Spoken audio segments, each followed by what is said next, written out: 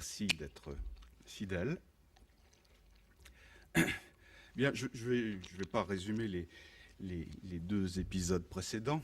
Donc, il s'agit aujourd'hui de la troisième et dernière séance destinée à essayer de donner une idée de la manière dont les philosophes se situent par rapport à cette vieille question du temps et la manière dont ils dialoguent ou ne dialoguent pas avec les physiciens. La semaine dernière, j'ai eu le sentiment de vous avoir infligé quelque chose d'un petit peu compact, un petit peu difficile, puisque j'ai évoqué les thèses de Kant dans la critique de la raison pure. Mais depuis, je sais que Étienne Klein vous a parlé des problèmes de non-séparabilité quantique, et j'ai le sentiment qu'il n'a pas dû non plus vous ménager. Hein. Donc, je me sens plus léger. Donc la dernière fois, je vous ai parlé de Kant essentiellement parce que bon, ce philosophe considérable dans la tradition philosophique moderne est celui qui a pris en charge le plus pertinemment la question du temps, à la fois sous son angle, disons, scientifique et sous son angle sinon existentiel, du moins subjectif. Vous vous souvenez, lors de la première séance, j'avais campé une opposition que Étienne Klein décline souvent lui-même en termes de tempus chronos, tempus, le temps existentiel, le temps psychologique, chronos, le temps scientifique, et donc je me suis attaché à suivre un petit peu la manière dont ces deux conceptions du temps se télescope, sachant que le philosophe aimerait bien qu'il y ait une cohérence entre ces deux conceptions. Eh bien, Kant, à sa manière, est quelqu'un qui décline ces deux conceptions en recentrant le temps et l'espace, d'ailleurs, sur le sujet qu'il cherche à connaître. Au lieu de considérer le temps comme quelque chose qui serait extérieur, qui serait une espèce d'englobant, à la manière un petit peu de Newton, un englobant dans lequel nous mouvrions, eh bien, Kant, du fait de cette révolution copernicienne qui consiste pour lui à non plus tourner autour des objets, mais à faire tourner les objets autour du sujet, eh bien, Kant, dans cette stratégie, eh bien, envisage le temps et l'espace comme attachés à la subjectivité qu'il cherche à connaître. Et je vous avais proposer la formulation un petit peu technique de Kant qui consiste pour lui à dire que le temps et l'espace sont des idéalités transcendantales. Des idéalités puisque le temps et l'espace ne sont pas des choses, ce sont des riens qui sont à la source de toute chose, si vous voulez. Donc, idéalité et transcendantale parce que le temps et l'espace sont conditions de possibilité pour qu'il y ait des choses pour nous. Donc, idéalité transcendantale. Ce qui est très intéressant chez Kant, c'est que ces idéalités transcendantales sont la condition même de l'objectivité scientifique. C'est-à-dire, on peut construire des objets et faire la science de ces objets à partir de ces intuitions pures que nous avons de la succession, sentiment du temps, et de la simultanéité, sentiment de l'espace. Donc, c'est ça que j'ai essayé de décrire aussi simplement que possible. Donc, vous montrer que dans le sujet de la connaissance, dans nos têtes aux uns et aux autres, il y a des structures qui sont universelles et nécessaires. Universelles parce que nous les partageons tous, nécessaires parce que sans elles, nous ne pourrions pas connaître. Nous avons des structures que Kant appelle des catégories, et ce sentiment de la succession et de la simultanéité qui conditionne réellement tout exercice nous permettant de faire de la science. Voilà, c'est ça que j'avais un petit peu décrit, et je ne suis pas persuadé que même les scientifiques les plus en pointe sur la question du temps ou de l'espace puissent complètement se passer des considérations de Kant. Enfin, vous verrez avec Marc Lachiazeret ce qu'il en est, mais je crois savoir que Marc Lachiazeret partage une certaine admiration pour la philosophie de Kant qui dit à propos du temps et de l'espace des choses relativement incontournables. Je vous avais parlé également de Husserl. Husserl, parce que ce fondateur de la phénoménologie au début du XXe siècle a entrepris de comprendre comment nous faisons l'expérience d'objets déterminés sur fond de ce continuum qu'est le temps et l'espace. Vous avez dit, Husserl se situe par rapport à Kant, il est grosso modo d'accord avec lui, mais il pense que Kant n'est pas allé suffisamment loin et qu'avec lui, on a encore du mal à comprendre pourquoi nous pouvons considérer des objets bien déterminés sur fond d'espace et de temps. Et donc, Husserl entreprend de mettre au point une méthode qui lui permettrait de faire apparaître le temps. Et donc, c'est une façon pour lui de répondre au vieux problème de Saint-Augustin qui disait que le temps, chacun sait ce qu'il est, mais dès lors qu'il s'agit de l'expliquer, on n'y parvient pas. Eh bien, Husserl a entrepris de mettre au point une méthode qu'il appelle la méthode phénoménologique, destinée à faire apparaître le temps. Kant, lui, ne pouvait pas imaginer qu'on puisse faire apparaître le temps, puisqu'au contraire, le temps est la condition de toute apparition. Ce qui est condition de toute apparition n'est pas lui-même objet d'apparition. Pour Kant, eh bien, Husserl tâche, lui, d'élaborer une méthode qui permette d'associer le temps et la conscience et de prospecter, de faire l'investigation des vécus phénoménologiques de la conscience, de telle sorte de faire apparaître le temps. J'avais évoqué, je crois, un texte de Saint-Augustin qu'on retrouve sous d'autres formes dans la littérature phénoménologique. C'était ce texte sur la vibration sonore. Voilà, par exemple, la vibration sonore est un bon exercice pour un phénoménologue, un bon exercice de compréhension de ce qui se passe dans le sentiment du temps que nous avons. On a une hétérogénéité sensorielle, une vibration sonore est composée de fréquences sonores que l'on peut distinguer soigneusement, et néanmoins cette vibration sonore finit par former une unité temporelle dont la caractéristique essentielle est qu'elle s'étire. Elle s'étire et elle s'étire dans le temps. Et Saint-Augustin disait, qu'est-ce que c'est que cet étirement, ce sentiment de l'étirement? C'est la conscience. C'est la conscience et en même temps c'est le temps. La conscience et le temps sont deux phénomènes très très solidaires. Cet étirement, c'est par là que nous signifions le plus pertinemment le temps. Étirement du passé vers l'avenir en transitant par le présent. Chez Husserl, c'est un peu plus technique que cela. Il dit finalement, toute conscience est intentionnelle, c'est-à-dire toute conscience nous tourne évidemment vers des objets, et toute conscience donc est impressionnelle pour une part, puisque nous recevons des impressions sonores, si je reprends l'exemple de la vibration, des impressions qui vont réaliser des rétentions, c'est-à-dire que quelque chose de ce qui se passe ici maintenant va demeurer. Le souvenir de ce que je dis reste chez vous un certain temps.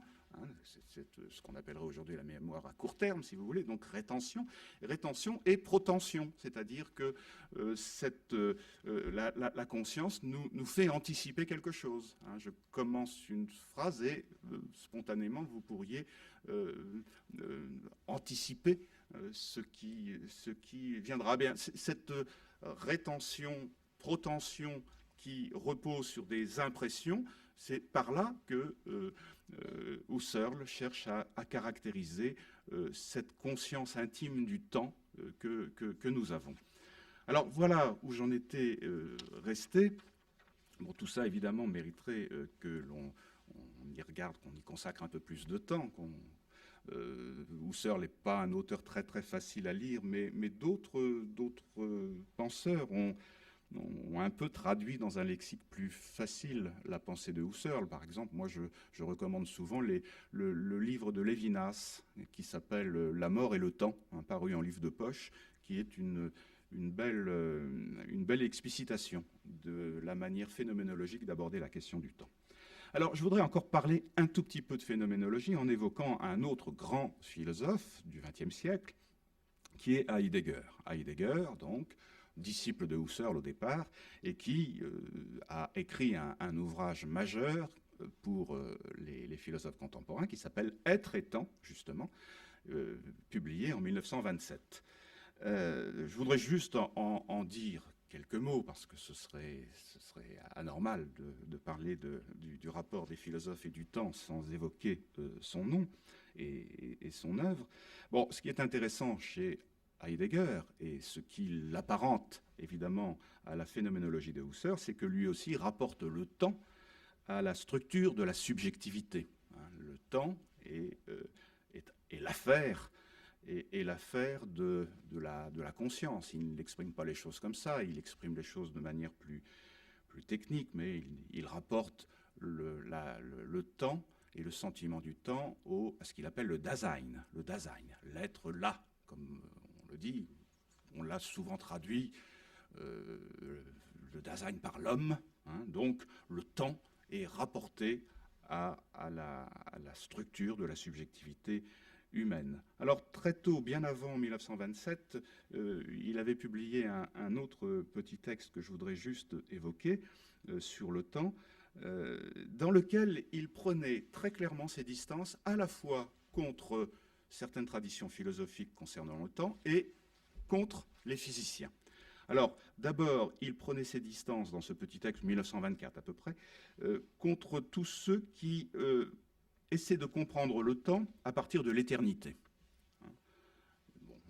Bon nombre de philosophes ont cherché à penser le temps à partir de l'éternité, mais ceux qui le font le plus spontanément, ce sont les théologiens. Les théologiens pour qui Dieu est l'éternité, et le temps, c'est toujours la déchéance par rapport à cette éternité. J'avais évoqué aussi les traditions métaphysiques platoniciennes, si vous voulez, où on montrerait aussi comment le temps, le devenir, est simplement cette espèce de résultat d'une déchéance, décadence, à partir d'un éternel qui serait premier. Eh bien, Heidegger récuse cette manière d'envisager le temps. D'abord parce que ça nous impose nécessairement, si on prend le point de vue théologique, ça nous impose de recourir à la foi, la foi pour accéder à Dieu, la foi pour admettre l'éternel, et la foi donc pour accepter le temps. Or, un philosophe ne peut pas se contenter de recourir à la foi, et il a besoin de comprendre les choses en elles-mêmes. Et donc, ce que cherche Heidegger, c'est à comprendre le temps en lui-même, à comprendre le temps comme ce lieu où les choses s'altèrent. L'altération, le terme altération signifie étymologiquement ce qui passe dans l'autre. Bon, eh bien, c'est ça que représente le temps lorsqu'on essaie de le comprendre en lui-même. Comment les choses passent-elles du même à l'autre, comment les choses deviennent-elles autres qu'elles ne sont. Donc c'est ça qu'il s'agit de comprendre, et on ne saurait le faire en recourant à cette simplification que serait le recours à une éternité première dont le temps ne serait que la présentation dégradée, en quelque sorte, l'image mobile de l'éternité, comme on disait. Donc, prise de distance à l'égard des théologiens et des métaphysiciens, disons, issus de Platon. Et par ailleurs, Heidegger prend aussi ses distances par rapport aux physiciens qui croient que l'horloge est seule capable de donner le temps. Donc là, prise de distance contre les théoriciens du chronos. Et alors, la critique que Heidegger fait aux physiciens, eh bien, je l'ai déjà un petit peu annoncé ça et là, et on la retrouvera tout à l'heure avec Bergson. Heidegger considère que soumettre le temps à la mesure de l'horloge, c'est forcément homogénéiser le temps, c'est-à-dire faire perdre toute spécificité aux différentes stases du temps. C'est l'homogénéiser, c'est le soumettre à une commune mesure, et c'est donc par conséquent le rabattre sur l'espace, à nouveau, et c'est ne pas le comprendre en lui-même. Et là, évidemment, Heidegger se trouve explicitement du côté de Saint-Augustin, qui lui aussi refusait que le temps soit la mesure du mouvement régulier de l'horloge, Heidegger, suivant cela Saint-Augustin, est d'accord pour considérer que le temps est solidaire de l'esprit, qui peut en mesurer les moments, mais c'est le fait qu'il soit solidaire de l'esprit qui est essentiel. Et l'esprit, qu'est-ce que c'est? L'esprit, c'est la disposition dans laquelle nous nous trouvons à chaque instant lorsque nous mesurons le temps. Et donc, on peut comprendre la composante psychologique qu'il y a dans le temps.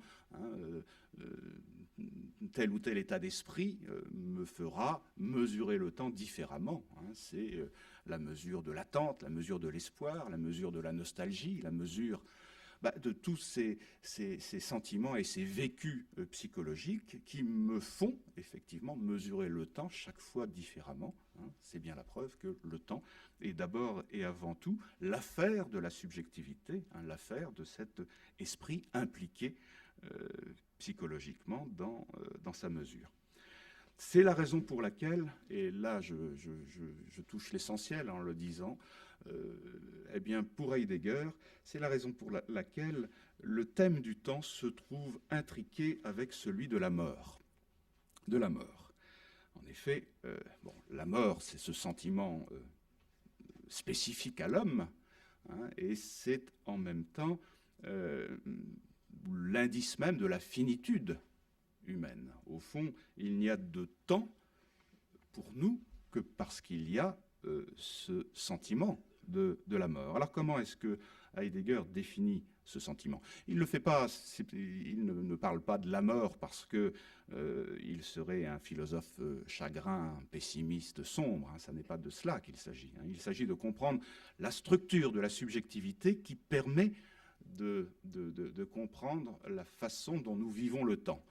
Dans la structure de la subjectivité, il y a évidemment ce sentiment de la mort, et ce sentiment, eh bien, Heidegger l'explique de la manière suivante. Il dit, je vais le dire dans son lexique et commenter brièvement, c'est l'aptitude de l'homme à anticiper son être révolu comme sa possibilité extrême dans l'imminence d'une certitude et d'une totale indétermination.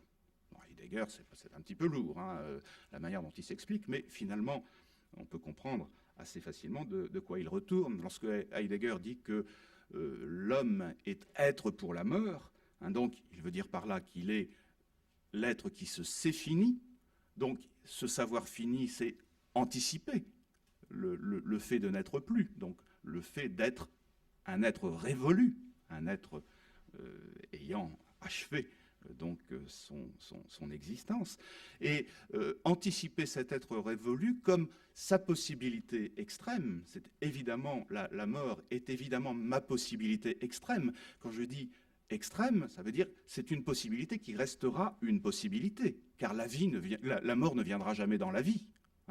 La mort ne viendra jamais dans la vie. Donc la mort est la possibilité extrême, irréductible, qui ne se réalisera jamais, en toute rigueur, enfin pour l'être lui-même. La mort, ça n'est que ce que je peux projeter sur autrui. C'est la mort d'autrui qui incarne, à vrai dire, le sentiment de la mort. Mais la mort reste cette possibilité extrême pour moi, avec un indice de certitude. Je sais évidemment que je vais mourir, mais je ne sais pas, donc quand exactement, donc totale indétermination. Donc voilà, la possibilité extrême dans l'imminence d'une certitude et d'une totale indétermination. Donc c'est ce sentiment-là, pour Heidegger, qui qualifie l'être pour la mort que nous sommes et qui peut expliquer, ou en tout cas suggérer, ce sentiment de la temporalité et de la finitude qui nous caractérise. Anticiper la mort, c'est se projeter donc comme n'étant plus. Bon, c'est une chose à peu près impossible que de se projeter comme n'étant plus.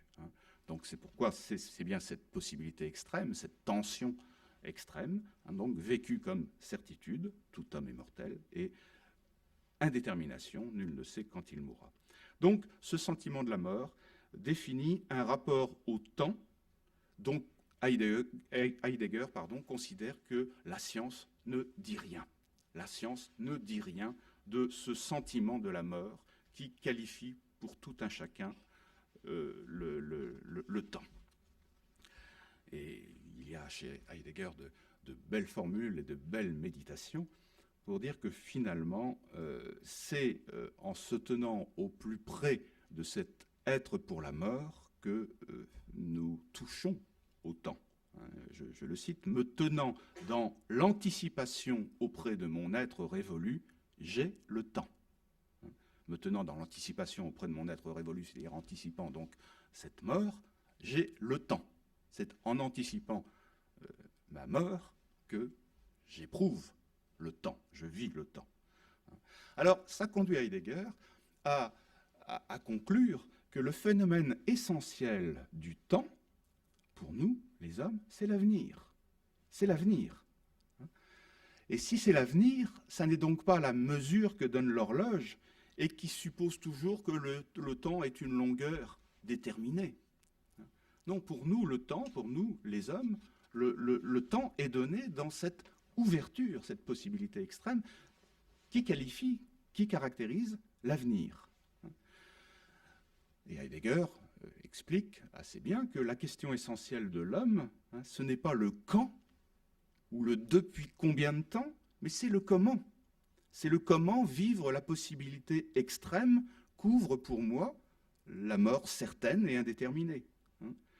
Comment vivre authentiquement, demandait Heidegger, et Jean-Paul Sartre reprendra beaucoup cette problématique de l'authenticité. Comment vivre authentiquement, c'est-à-dire comment vivre cette anticipation, comment la vivre.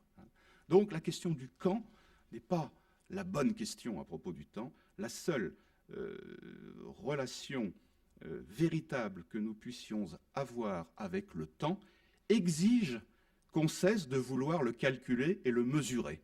Tant que nous nous mettons en tête de calculer et de mesurer le temps, eh bien nous ratons précisément cette authenticité, nous ratons cette tenue auprès du temps qui consiste dans l'anticipation de la mort. D'où le fait que Heidegger, le régime philosophique de Heidegger soit la méditation. Méditer, c'est précisément se tenir auprès d'eux, ce sentiment de la mort certaine et indéterminée. Donc dans le temps, l'indéterminé, c'est-à-dire le possible, c'est vraiment l'essentiel. Et il y a chez Heidegger des analyses qui suggèrent que nous passons notre temps à essayer de fuir cette possibilité extrême. Nous passons notre temps à nous affairer dans le quotidien, dans le on, comme il dit, dans cet anonymat, pour précisément échapper à cette possibilité la plus extrême, qui pourtant est la plus authentique. D'où le fait que les hommes vivent dans l'inauthentique. Et j'aime bien cette formule de Heidegger. Il dit que la meilleure manière de perdre son temps, c'est de se munir d'une montre. Réfléchissez, c'est intéressant. La meilleure manière de perdre son temps, c'est de se munir d'une montre. Donc, voilà, prise de distance à l'égard des théologiens, qui ramènent toujours le temps à de l'éternel dégradé, et prise de distance à l'égard des physiciens qui, eux, justement, soumettent le temps à une commune mesure qui est complètement en rupture avec le sentiment du temps. Et s'agissant des physiciens, eh bien, Heidegger refuse leur définition qui présente le temps comme non réversible. Bien sûr, les physiciens cherchent à comprendre la flèche du temps, et Étienne Klein vous en a parlé. Mais qu'est-ce que c'est que penser le temps comme non réversible? Eh bien, c'est toujours l'accès sur le présent, l'accès sur un présent qui fuit vers le passé. Et c'est manquer la dimension de l'avenir. Paradoxalement, présenter le temps sous l'angle de la non-réversibilité, c'est accentuer présent et passé, mais c'est manquer l'avenir qui est la dimension pourtant essentielle du temps pour nous. Et il refuse aussi qu'on définisse le temps comme homogène, parce qu'on l'assimile, là encore, à l'espace. Ce qui fait que le dernier mot de Heidegger sur le temps consiste à dire ceci: le temps n'a pas de sens n'est pas réversible ou irréversible. Le temps n'a pas de sens, le temps est temporel. Le temps est temporel. Et la question fondamentale, ça n'est pas tellement qu'est-ce que le temps, mais c'est plutôt qui est le temps.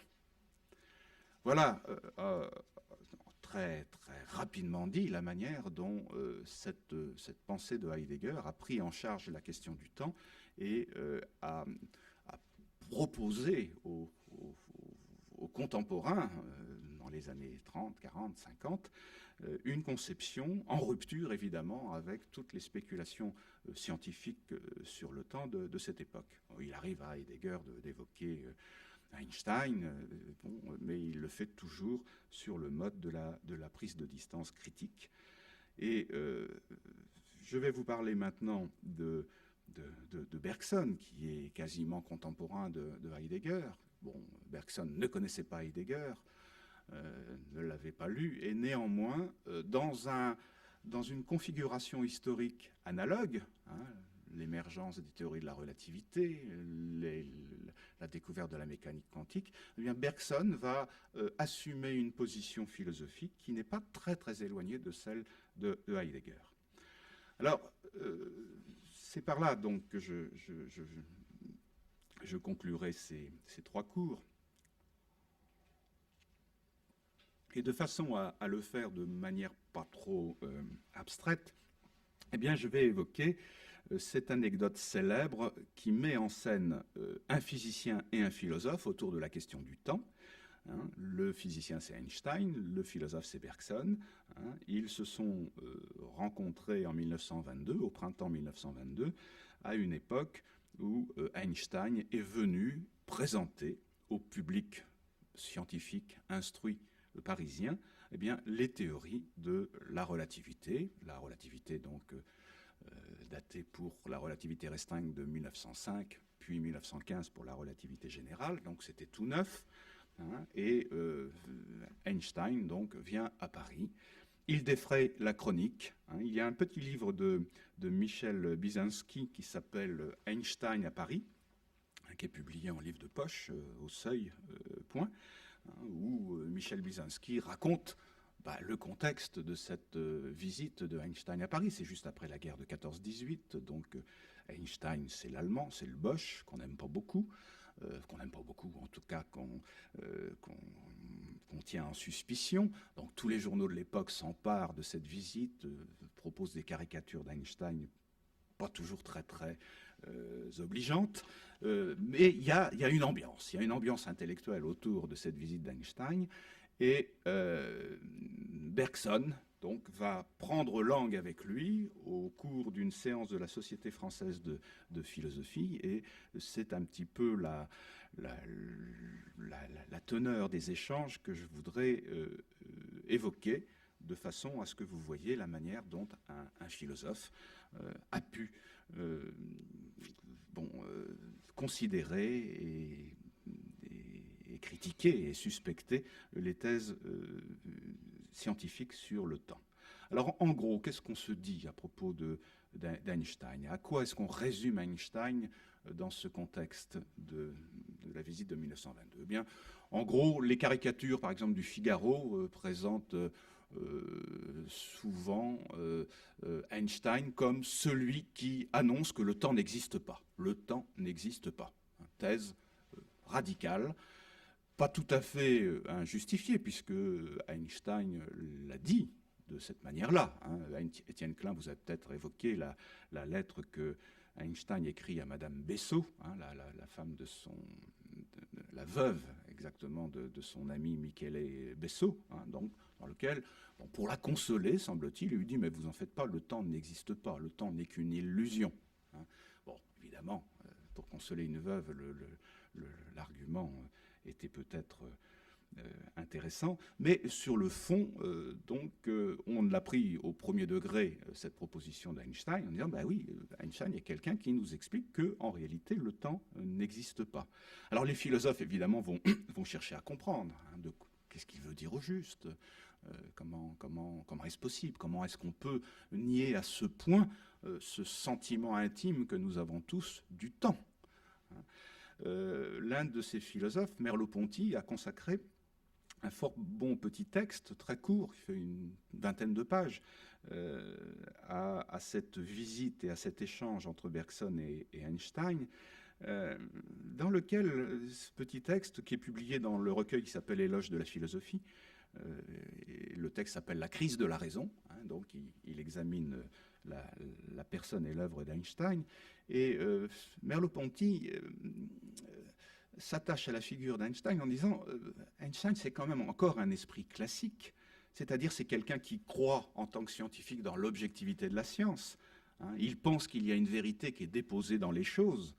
Il pense, Einstein, que Dieu ne joue pas au dé, selon une belle formule qu'il a employée lui-même contre les théoriciens de la mécanique quantique, hein, qui proposent une représentation statistique de la réalité. Eh bien, Einstein, qui a toujours refusé la mécanique quantique, hein, eh bien, disait non, Dieu ne peut pas jouer au dé. Hein, le monde est nécessairement déterminé.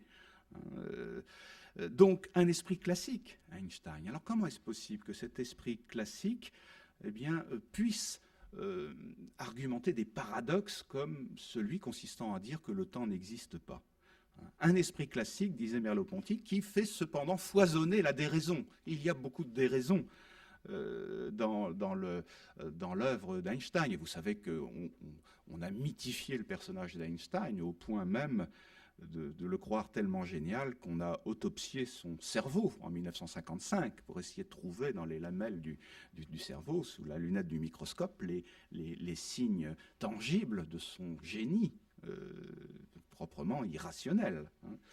Donc Einstein est quelqu'un qui brouille le sens commun avec des thèses qui sont proprement sidérantes. Et c'est néanmoins un esprit classique qui croit dans l'objectivité de la science et qui est tout sauf un esprit déraisonnable. Alors, quelles sont les thèses qu'on met en avant, outre celle selon laquelle le temps n'existe pas? Quelles sont les thèses sur lesquelles les philosophes vont s'attacher, auxquelles ils vont s'attacher? L'une des thèses paradoxales, s'il en est, c'est celle qui consiste à dire que le temps peut admettre que mon présent puisse être simultané avec l'avenir d'un autre observateur qui serait suffisamment éloigné de moi. Donc ce qui est pour moi présent pourrait être avenir pour un autre observateur suffisamment éloigné de moi. Donc une thèse qui défierait la raison en ce sens, puisque le sentiment de la simultanéité, hein, qui permet de mesurer le temps, semblait être, si j'en crois par exemple ce que je vous disais à propos de Kant, semblerait être une structure universelle et nécessaire. Eh bien non, il peut arriver qu'à grande distance, un présent soit contemporain d'un avenir. Hein, un présent soit contemporain d'un avenir. Bon, d'abord parce que on peut mettre en évidence ce que fait Einstein, que l'ordre de succession des événements relève en partie des observateurs. Donc pas de simultanéité absolue entre deux événements, par exemple pour des observateurs qui se déplaceraient très très rapidement l'un par rapport à l'autre. Et Einstein a souvent utilisé la métaphore du train, des trains qui se croisent. Enfin, vous connaissez sans doute un petit peu tous ces textes, hein, qui montrent donc que ce qui est simultané pour un observateur immobile, hein, cesse de l'être et devient successif pour un observateur qui se déplacerait dans un référentiel différent et à grande vitesse. Donc Einstein nous contraindrait à abandonner la notion d'un temps universel. Hein, au niveau microscopique comme au niveau macroscopique, il apparaîtrait qu'il pourrait y avoir autant de temps que de systèmes en mouvement. Bon, donc un paradoxe qui embête évidemment énormément le philosophe, pour lequel il était important de considérer que le sentiment du temps était universel et constituait en quelque sorte le référentiel absolu sur la base duquel nous pouvions construire l'objectivité scientifique. Et puis alors l'autre grand paradoxe dont jouait beaucoup Einstein en 1922 devant le public parisien et qui interroge évidemment beaucoup le philosophe, c'est celui-ci. Si je voyageais à cheval sur un rayon lumineux, eh bien pour moi le temps s'arrêterait. Donc si je voyageais à cheval sur un rayon lumineux, pour moi, le temps s'arrêterait. Bon, un paradoxe, bon, auquel maintenant on s'est un petit peu habitué, parce que la science-fiction a beaucoup brodé là-dessus, hein, le cinéma et autres, donc on a maintenant des représentations tangibles de ce genre de phénomène, mais à l'époque, évidemment, c'est très très paradoxal. On vient simplement de prouver la constance de la vitesse de la lumière. Ce sont des choses très très nouvelles. Donc, beaucoup de paradoxes sont soulevés par Einstein au cours de sa conférence devant la Société française de philosophie. Et au terme de cette conférence, eh bien, le président de la séance propose à Einstein de dire quelques mots, de dire ce qu'il en pense. Et Einstein va se lancer non pas dans un très très long discours, mais va poser un certain nombre de questions qu'il développera ensuite dans son ouvrage intitulé « Durée et simultanéité », qu'il publie, je crois, en 1929, dans lequel, là, il affronte sur son terrain Einstein lui-même. Mais alors, donc, moi, je ne vais pas vous restituer le contenu de son intervention, mais vous en donner peut-être une idée, évoquer un petit peu le style de son intervention. Mais en gros, si vous voulez, la grande question que pose Bergson à Einstein, lui dit, mais monsieur Einstein, le temps dont vous parlez, est-ce que c'est le temps de tout le monde? Est-ce que c'est le temps de tout un chacun? Est-ce que quand vous parlez du temps, vous parlez bien de la même chose que moi lorsque, philosophe, je parle du temps? Ou lorsque le sens commun parle du temps? Est-ce que c'est bien de la même chose? Et bon, il aurait bien aimé qu'Einstein lui dise non, j'ai une conception scientifique du temps, donc technique du temps. Bon, le mot est le même, mais la chose n'est pas la même. Mais ça n'est pas sur ce registre-là que lui répondra Einstein. Einstein lui dira mais non, le temps dont je parle, moi physicien, c'est votre temps, c'est le temps de tout un chacun. Alors, la réaction donc de Bergson, hein, Einstein ne parle pas de la même chose que ce dont l'homme ordinaire parle lorsqu'il parle du temps. Le temps d'Einstein, dit en gros Bergson, c'est un temps mathématique. C'est un temps mathématique et en tant que tel, il devrait nécessairement supposer un temps universel. Si je mathématise le temps, je le fais nécessairement par rapport à une structure logique, mentale même, universelle. Et ce temps unique qui doit se trouver derrière le temps mathématique d'Einstein, eh bien, il est forcément le même que le temps vécu par tout un chacun sur le mode de la succession, sur le mode du devenir, sur le mode de la durée. Donc, dialogue entre Einstein et Bergson avec cet enjeu, savoir qui, du philosophe ou du physicien, peut réellement prononcer la vérité ultime sur le temps. Il faudrait même aller plus loin. Lequel du philosophe bergsonien ou du physicien relativiste ou du physicien même en général peut détenir cette vérité? Je précise le philosophe bergsonien, parce que Bergson avait la conviction que sa philosophie était la philosophie du sens commun. C'est pour ça qu'il a eu beaucoup de succès avant-guerre, Bergson. C'est que vraiment, d'abord, il écrivait formidablement bien, il parlait merveilleusement, et en même temps, sa pensée se tenait vraiment au plus près des évidences du sens commun. En effet, Bergson considérait que la science, depuis la Grèce antique, et la philosophie partageaient les mêmes erreurs. Science et philosophie ont toujours partagé les mêmes erreurs. Et sa philosophie à lui, Bergson, est une philosophie qui entend prendre ses distances critiques à l'égard et de la science et de la philosophie depuis les Grecs, en proposant une conception se tenant au plus proche du sens commun. Toute son œuvre cherche à illustrer, en particulier à propos de la notion de temps, que ni la science ni la métaphysique n'ont jamais rien compris à ces questions-là. Alors pourquoi? Et c'est ça qui vous donnera peut-être une idée du style de l'intervention de Bergson. Eh bien parce que, dit Bergson, la science et la métaphysique sont toutes les deux les produits de l'intelligence. De l'intelligence. et que notre intelligence est ainsi faite qu'elle ne peut pas comprendre le temps. Nous ne pouvons pas comprendre le temps avec l'intelligence. Et quand on fait de la science, quand on fait de la métaphysique, eh bien, on le fait depuis l'intelligence. Voilà qui est troublant. Qui est troublant, et pour l'expliciter plus précisément, eh bien, il faut que je me réfère à une métaphore qu'emploie souvent Bergson pour qualifier notre intelligence et son impuissance à penser le temps. Il dit ceci: le mécanisme de notre intelligence usuelle, est de nature cinématographique. Notre intelligence est de nature cinématographique. Qu'est-ce que ça veut dire? Bon, le cinématographe est récent, hein, dans les années 20. Mais qu'est-ce que ça veut dire, cette métaphore du cinématographe? Eh bien, c'est simple. Notre intelligence est tout entière dominée par les besoins de l'action. Nous sommes intelligents pour pouvoir agir, et ça nous conduit à nous représenter la réalité de manière schématique, comme autant de tableaux sur lesquels nous pouvons avoir prise. Au fond, nous fonctionnons image après image, comme le cinématographe qui construit du temps, de la durée, à partir d'une succession d'images. Bien, notre intelligence, elle est comme ça. Nous avons besoin de nous représenter les choses de manière statique pour pouvoir agir sur elles. Nous fonctionnons image par image.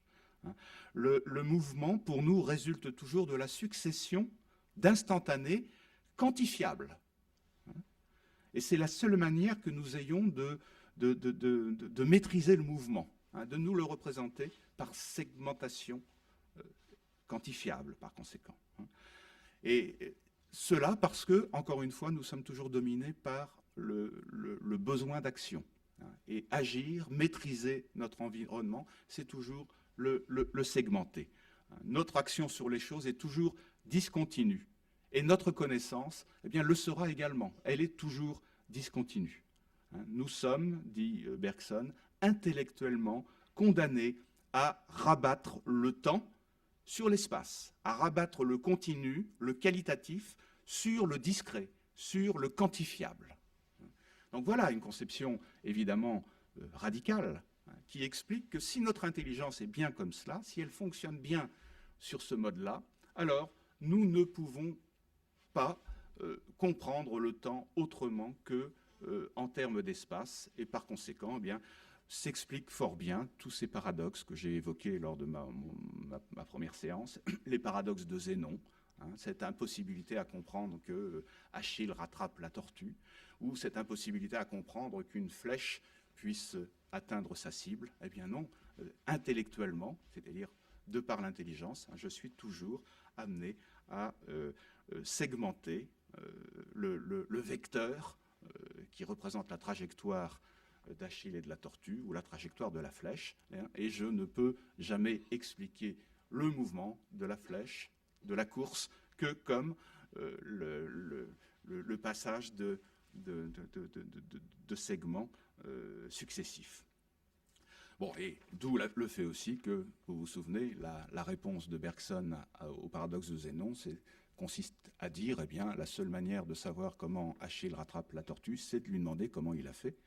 Et il expliquera alors que son mouvement est un mouvement indécomposable, il est résolument continu et il n'est pas segmentable, ainsi que l'intelligence voudrait le penser. Donc, et c'est une question qui m'avait été posée la semaine dernière, comment est-ce que Bergson se représente le temps? Eh bien, il se représente le temps essentiellement en termes de durée. Qu'est-ce que c'est la durée? Je vais vous citer juste un petit passage de Bergson qui explique bien ce qu'elle est et qui permet de comprendre que la durée ne soit aucunement le temps comme irréversible et homogène tel que les scientifiques voudraient se le représenter. Voilà comment il explique la chose. Il dit « La pure durée pourrait bien n'être qu'une succession de changements qualitatifs qui se fondent, qui se pénètrent sans contour précis, sans aucune tendance à s'extérioriser les uns par rapport aux autres, sans aucune parenté avec le nombre. Ce serait l'hétérogénéité pure. L'hétérogénéité pure. C'est ça le temps pour nous, c'est cette durée indécomposable, hein, ne consistant qu'en vécu, hétérogène, hein, qui s'interpénètrent, hein, qui font boule de neige. Hein, c'est ça pour nous la durée. Et c'est tout sauf cette mise à plat segmentante à quoi la science voudrait mesurer le temps. Et Bergson, comme Husserl, comme Saint-Augustin, eh bien, lorsqu'il a besoin de donner une métaphore du temps, c'est toujours à la musique, vers la musique qu'il se tourne, la mélodie. Hein, la mélodie, le temps, c'est la musique, c'est l'art du temps, comme on dit. Hein, bien, la mélodie explique assez bien ou suggère assez bien ce que peut être ce sentiment du temps. Hein, et dans une mélodie, ben, on ne segmente pas, on ne décompose pas les éléments d'une mélodie. Hein, il y a ce caractère enchevêtré des moments, des impressions qui font la mélodie. Hein. La course d'Achille, derrière la tortue, c'est la même chose. Elle est constituée de moments qualitatifs, hein, qui scandent la course d'Achille. Hein, et là aussi, ces moments se fondent, s'interpénètrent. Donc vous voyez, évidemment, je dis des choses là très allusives, hein, et forcément un peu trop métaphoriques, mais vous voyez bien pourquoi Bergson prétend que notre intelligence ne peut pas comprendre le temps et que s'il y a quelque chose en nous qui peut permettre de comprendre le temps, c'est l'intuition. L'intuition. Et l'intuition, c'est le propre des artistes, évidemment. Hein, c'est cette intuition qui nous fait toucher du doigt des choses que nous ne pouvons pas forcément formuler dans des mots, dans des concepts, sauf si on est un très bon poète, sauf si on est un très bon romancier, sauf si on est un très bon narrateur, comme Marcel Proust. Hein, peut-être que là, on peut faire toucher du doigt ce qu'est le temps, mais autrement, nos concepts sont toujours un lit de Procuste pour le temps, hein, et nous font toujours rater l'essentiel. Donc c'est ça l'état d'esprit, si vous voulez, de Bergson, écoutant Einstein lui exposer ses découvertes sur le temps, et qui vont conditionner en quelque sorte le dialogue, et ce dialogue de sourds entre les deux hommes qui ont néanmoins une belle estime l'un pour l'autre. Hein. Einstein avait entendu parler de Bergson, Bergson était impatient de rencontrer cet homme. Hein, mais voilà, la discussion donc va tourner court assez rapidement. Ce que va commencer par dire Bergson, c'est expliquer ce que c'est que le temps pour le sens commun, comment le sentiment du temps se construit, et pourquoi nous croyons spontanément tous à un temps unique, et à un temps qui serait le même évidemment pour tous les êtres et pour toutes les choses. Donc il explique, il dit simplement, l'explication psychologique elle est simple, nous sommes tous tentés spontanément d'étendre notre durée à notre entourage immédiat.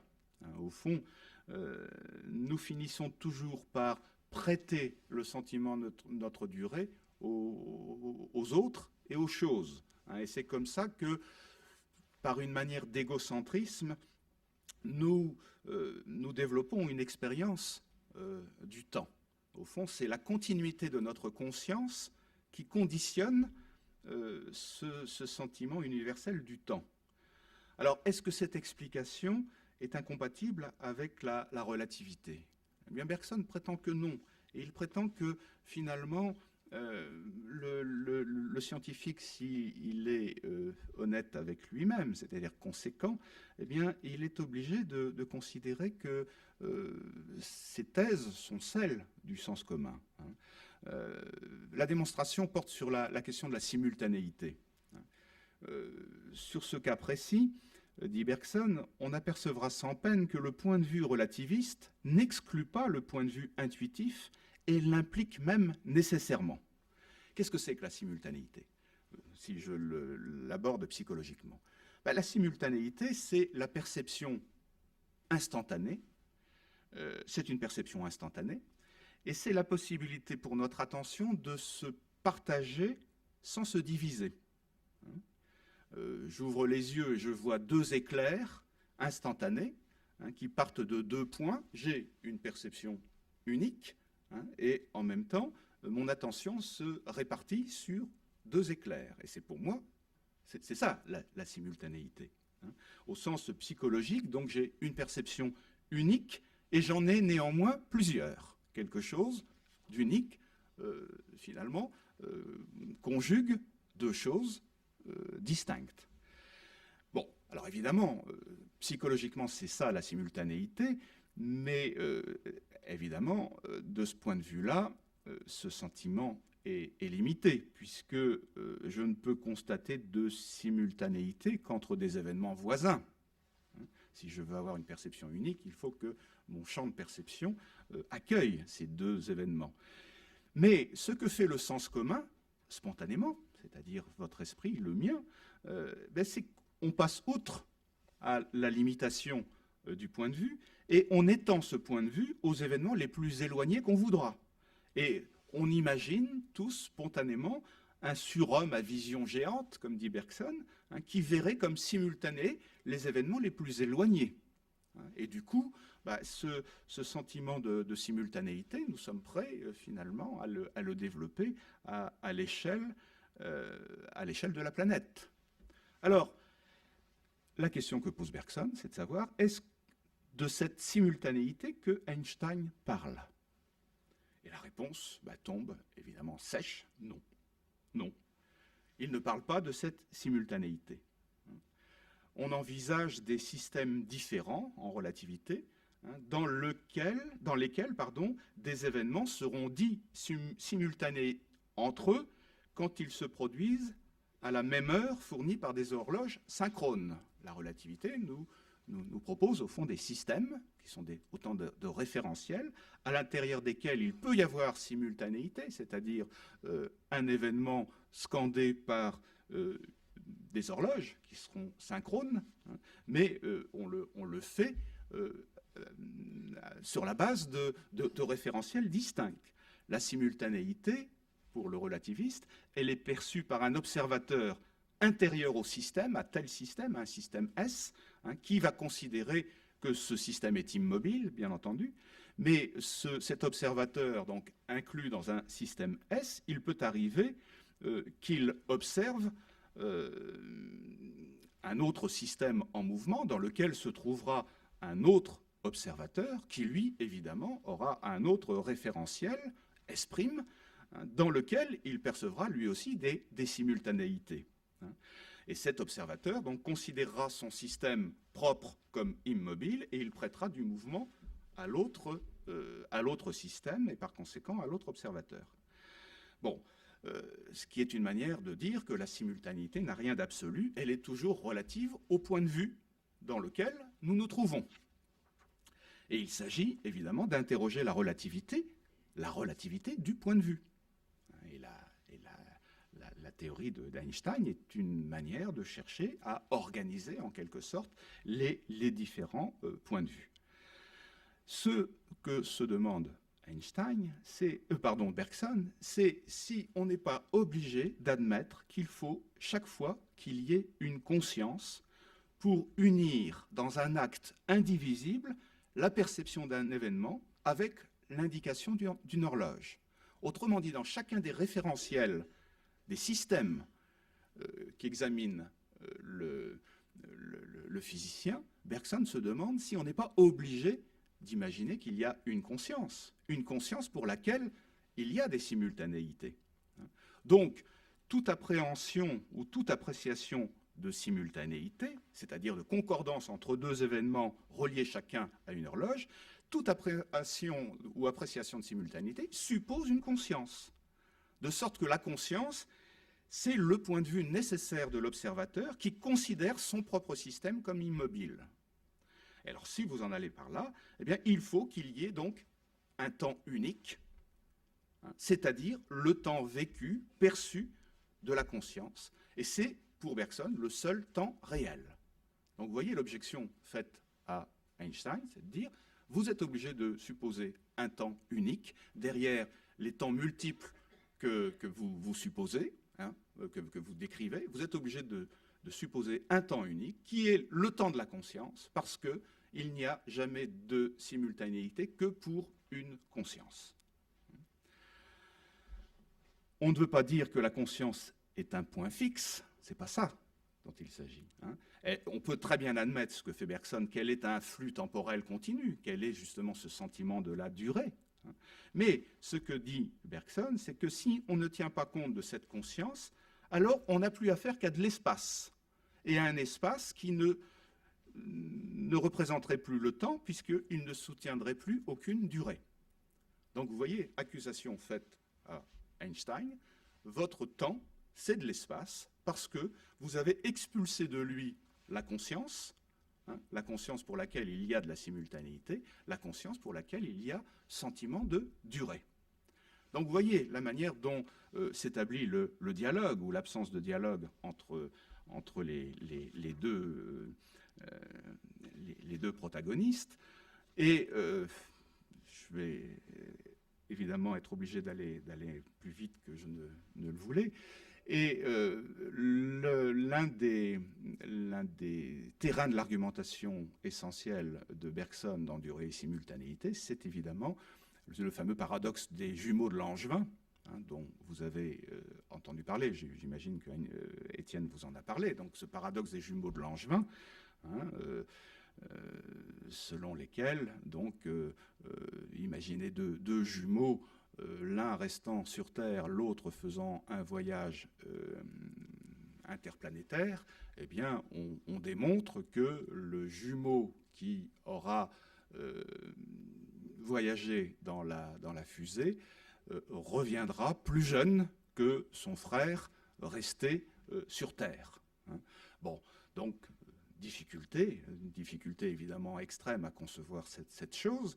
Hein. Pour le théoricien de la relativité, ça ne fait pas beaucoup de problème, puisque, je vous disais tout à l'heure, si vous voyagez à cheval sur un rayon lumineux, hein, pour vous, le temps s'arrêterait. Bon, si votre fusée avoisine le temps, la vitesse de la lumière, eh bien pour vous, le temps va évidemment se ralentir. Hein. Vous allez vous acheminer de plus en plus vers l'arrêt. Hein. Donc plus vous voyagerez proche de la vitesse de la lumière, plus le temps se ralentit, et par conséquent, à votre retour, eh bien, vous serez plus jeune que votre frère qui aura continué à vivre justement sa durée interne d'homme. Alors, la thèse de Bergson, elle est finalement assez simple. Elle consiste à dire non, tout ça, c'est des blagues. Hein, c'est des blagues parce que dans les deux cas, il faut bien qu'il y ait une conscience. Hein, une conscience. Et dans chacun des cas, eh bien, on doit bien imaginer que cette conscience se vivra comme immobile. Hein, que vous soyez dans la fusée ou que vous soyez sur Terre, hein, pour vous vivrez votre référentiel comme immobile. Hein, comme quand vous êtes dans le train, vous pourriez avoir, si vous n'avez pas de perception du monde extérieur, hein, vous pourriez très bien vous percevoir comme immobile. Hein. Nous sommes sur la Terre bouge et néanmoins nous avons le sentiment d'être immobile. Donc si on veut bien considérer les choses comme nécessairement hantées sur une conscience, hein, eh bien, les deux référentiels que constituent pour une part la Terre, pour l'autre part la fusée, sont des référentiels au sein desquels il y a une conscience immobile. Et donc, il est inconcevable qu'un jumeau vive sur un rythme temporel différent de celui de son frère. Je pourrais peut-être, pour être tout à fait clair, dire au fond, voilà comment Bergson présente les choses. Il compare la situation des deux jumeaux à la situation de Pierre et Paul. Hein. Pierre et Paul sont comparables à deux personnages de taille normale qui se voient réciproquement diminués par la distance. Hein. Je suis Pierre, je vois Paul plus petit qu'il n'est. hein, et Paul me voit plus petit que je ne suis. Hein, bon, il n'y a pas de difficulté majeure ici, il y a simplement deux points de vue différents, et pour chacun des points de vue, il y a évidemment attribution d'une donnée quantitative, en l'occurrence, différente. Hein. Chacun des deux se dégrade en un dans la représentation de l'autre. Personne n'en conclura que l'un ou l'autre soit effectivement devenu nain. Le nain est fantasmatique. C'est l'homme à dimension normale qui est réel. Comme d'ailleurs, c'est au personnage réel et par conséquent à l'homme de dimension normale qu'appartient la faculté de regarder et de voir. Il est clair que le nain ne peut jamais être ici que ce qui est vu. Il ne voit pas. Ainsi, pour Pierre et pour Paul, en tant que Paul occupe un temps plus lent que celui de Pierre, il est observé et n'observe pas. Ce n'est qu'une image. Paul pourrait sans doute devenir observateur. D'image, il deviendrait réalité, mais alors il cesserait d'être dans un temps ralenti. Son temps serait un temps d'observateur et par conséquent le temps de Pierre. Donc vous voyez, l'argumentation de Bergson, elle consiste en gros à dire que le physicien confond un être réel et un être fantasmatique.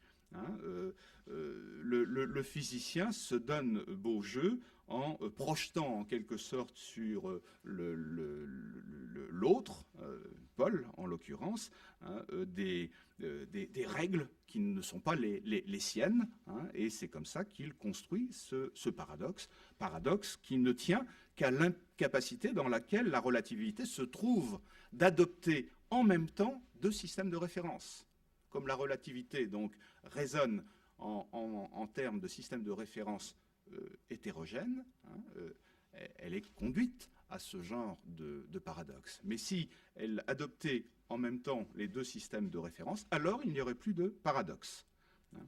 Dès lors qu'on ne met plus sur le même plan l'actuel et le virtuel, c'est-à-dire le système de référence et le système attribué aux voyageurs dans la fusée, hein, eh bien, dès lors qu'on ne le fait plus, à ce moment-là, eh bien, on fait sauter le caractère paradoxal de la situation.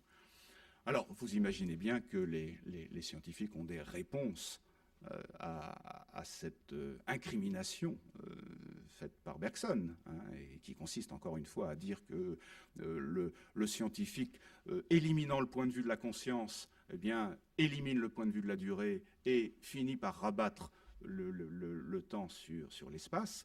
Bon, la réponse que fait le physicien, c'est de dire que ce dont Bergson ne tient absolument pas compte dans la situation du voyage interplanétaire, c'est des phénomènes d'accélération.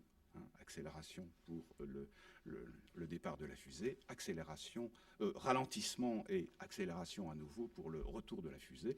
Et cette accélération et ralentissement est la clé qui permet de comprendre le ralentissement du temps effectif pour l'habitant de la fusée. Bon, ces paradoxes sont évidemment devenus canoniques, hein, et on en parle et on en débat encore beaucoup. Hein, dans le prochain numéro de Science et Avenir hors série, il y aura un très bel article de Jean-Pierre Luminet, l'astrophysicien, qui va reprendre cette question des paradoxes des jumeaux de Langevin pour essayer d'en débrouiller les difficultés. Mais l'un des arguments essentiels des physiciens est mis en avant par l'expérience même qui a pu être faite d'horloges atomiques embarquées sur des fusées. Hein, et au terme de ces expériences, on a pu montrer qu'effectivement, deux horloges parfaitement synchrones au départ, l'une embarquée dans une fusée et l'autre restant sur Terre, eh bien, on expérimente effectivement un ralentissement de l'horloge atomique embarquée sur la fusée, hein, ce qui serait une manière de confirmer le paradoxe, hein, même si tout cela nous pose encore de gros problèmes. Alors pardonnez-moi, j'ai été beaucoup plus long que je n'aurais voulu, et en même temps je n'ai pas dit tout ce que je voulais vous dire. Est-ce que simplement on peut conclure que la difficulté du dialogue entre physicien et philosophe sur la question du temps, eh bien, elle demeure patente. Ce qui me paraît, pour ma part, malgré tout intéressant dans le contexte contemporain du développement des sciences, c'est que de plus en plus de scientifiques sont convaincus que les arguments des philosophes ne sont pas complètement insensés dans le contexte qui est le leur. J'avais évoqué lors de mon premier cours l'œuvre de Ilya Prigogine dans la Nouvelle Alliance, et particulièrement dans le dernier chapitre de la Nouvelle Alliance intitulé Le temps retrouvé, chapitre dans lequel Prigogine formule l'idée que Bergson a eu sans doute raison de diagnostiquer l'impuissance des philosophes et des scientifiques à penser le temps, mais qu'il a peut-être eu le tort de croire que cette impuissance était constitutive, puisque basée sur l'impuissance de l'intelligence humaine. Et Prigogine conclut en disant ceci: « La physique aujourd'hui ne nie plus le temps, elle reconnaît le temps irréversible des évolutions vers l'équilibre, le temps rythmé des structures dont la pulsion se nourrit du monde qui les traverse, le temps bifurquant des évolutions par instabilité et amplification de fluctuations, et même ce temps microscopique qui manifeste l'indétermination des évolutions physiques macroscopiques. » Voilà, dans cette citation, Prigogine rassemble en quelque sorte tous les éléments qui permettent de percevoir que la physique est en train aujourd'hui de redécouvrir le temps et à ce titre de redonner un certain crédit aux spéculations des philosophes, dont celle de Bergson. Je vous remercie.